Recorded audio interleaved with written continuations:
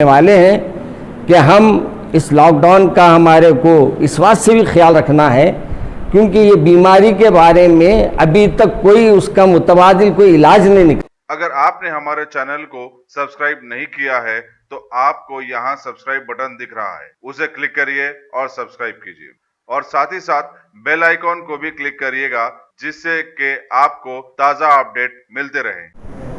ناظرین کرام، کیونکہ جمعۃ الوداع پھر عید کا موقع قریب آ رہا ہے اور اس سلسلے میں مسلسل فون آتے جا رہے ہیں کہ اس سلسلے میں آپ حضرات کا کیا فیصلہ ہے،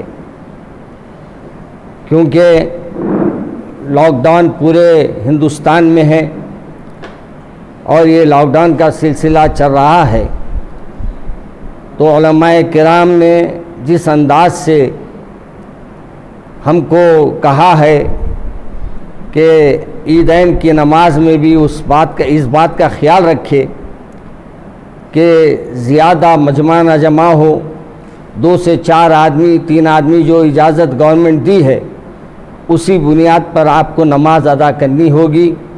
اور ساتھ میں ہمارے علماء کرام نے یہ بھی کہا ہے کہ اپنے گھر کے اندر بھی آپ عید کی نماز ادا کر سکتے ہیں اور اس کے بعد اگر خطبہ کوئی دینے کا اہل ہے تو وہ خطبہ بھی دے سکتے ہیں۔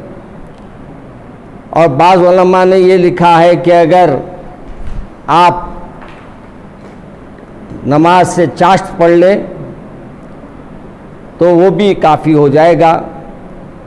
تو ہمارے کو آپ کے سامنے آنے کی ضرورت اس بات سے پڑی کیونکہ ہمارا بیان تو اخباروں میں شائع ہو چکا ہے آلریڈی، لیکن آج آنے کا مسئلہ اس وقت سے ضروری تھا کہ مسلسل جو ہے لوگ آپ کو یہ پوچھنے پہ مجبور کر رہے، یہی پوچھنا چاہ رہے تھے کہ آپ کیا فیصلہ کر رہے ہیں آپ لوگ۔ اگر آپ اخبار کے بجائے ٹی وی پہ آ کر بولیں وہ بہتر رہے گا، تو یہاں کے ہمارے مولانا مغنی صاحب سے اور ہمارے مولانا انوار صاحب سے اور مولانا ہمارے مفتی صاحب سے بھی اور ہمارے انصاری صاحب بھی موجود ہیں، ہمارے بہنوئی صاحب بھی، تو ہم سب نے یہ طے کیا کہ ایک ملاقات آپ حضرات سے رکھ کر اس بات کی وضاحت کر دیں کہ ہم کو امید ہے کہ یہ لاک ڈاؤن کے درمیان میں ہم کو نماز پڑھنے کے بعد سے اجازت نہیں ملے گی۔ البتہ اتنا ضرور ہے کہ کوئی بھی ایسی حماقت نہ کرے کہ جس سے آپ لوگوں پہ کیسز بک ہو، اور آج مسلمانوں کو میڈیا بدنام کرنے پہ لگا ہوا ہے۔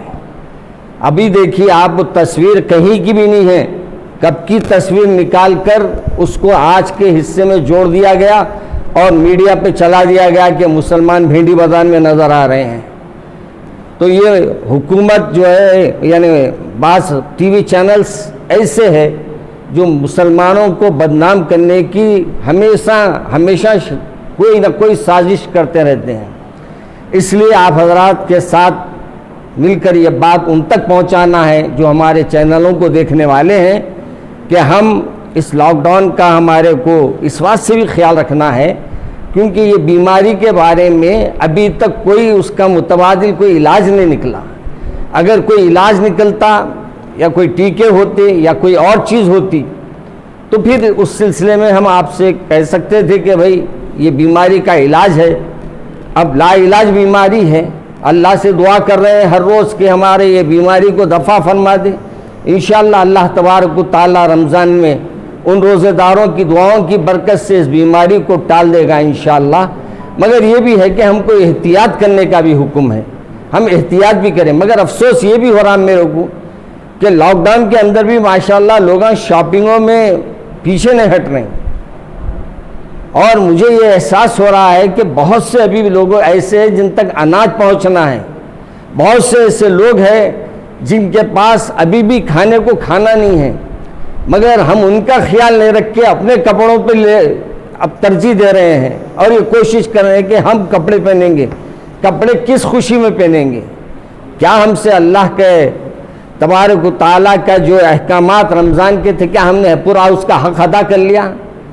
क्या हमने उसका हक़ पूरे तरीके से अदा करा? पहले ये गौर कर लीजिए। हाँ, अगर आप हक़ अदा कर लिए हैं तो आपको ईद मनाने का हक़ है। अगर आप अभी भी कई नौजवान हमारे रोज़े छोड़े हुए हैं, कई लोग रोज़े छोड़ के अपने तफरियाँ कर रहे हैं, तो ऐसे लोगों को ईद के कपड़ों की बड़ी जल्दी है। मैं हमारे वो तमाम लोगों से जो ईद की शॉपिंग कर रहे हैं, करिए, मैं नहीं इनकार कर रहा हूँ मैं, मगर अपने को बीमार डाल के शॉपिंग करना क्या ज़रूरी है? अपने को मुसीबत में डाल के, बीमारी के अंदर डाल के शॉपिंगों पे जाकर वक्त को बर्बाद करना, और जो मौका अल्लाह ने लॉकडाउन में हमको दिया है, कसरत से कुरान पाक पढ़िए, ज़्यादा से ज़्यादा अल्लाह के सामने सिजदरेज़ होइए और अल्लाह को मनाने की कोशिश कीजिए। शायद यही अमल हमारे अल्लाह तबारक व तआला पसंद फरमा ले और इसकी वजह से हमारी बीमारियों को दूर फरमा दे। तो इस सिलसिले में आपको ये ज़हमत दी गई थी, ये दोनों बातें आपके सामने मैंने अर्ज़ कर दी है। बहरहाल हमको लॉकडाउन की अहमियत को भी सामने रखना है, और इससे सबसे बड़ी बात यह है कि किसी का जानी नुकसान ना हो। अपनी वजह से किसी और को तकलीफ में डाल रहे हैं आप, तो ये भी गलत है। अब किसको बीमारी रहेंगी अपनी सफ में अपन बोल नहीं सकते।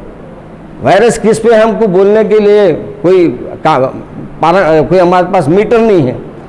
बस अल्लाह मियाँ का रसूल अकरम सल्लल्लाहु अलैहि वसल्लम ने भी फरमाया एहतियात करो, और अल्लाह का हुक्म भी है एहतियात करने का।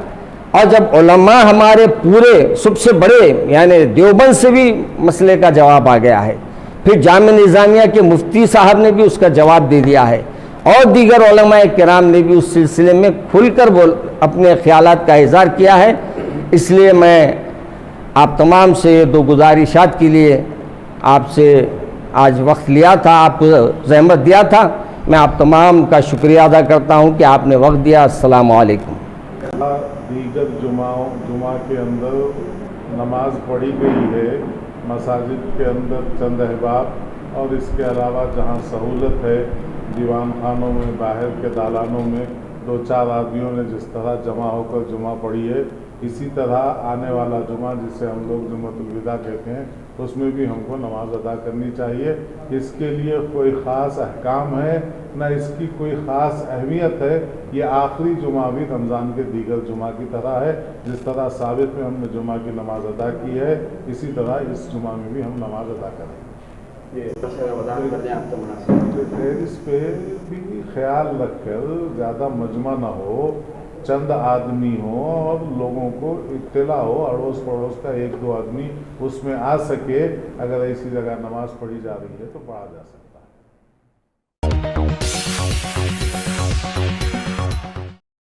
Top selection computers. अगर आप टेक्नोलॉजी के दौर में रहते हुए टेक्नोलॉजी से दूर हैं तो सोचिए मत, आइए एक बार खिदमत का मौका दीजिए। हमारे यहाँ branded computers Dell, HP, Lenovo, laptop accessories उम्दा क्वालिटी निहायत ही वाजिबी दाम पर दस्तयाब है।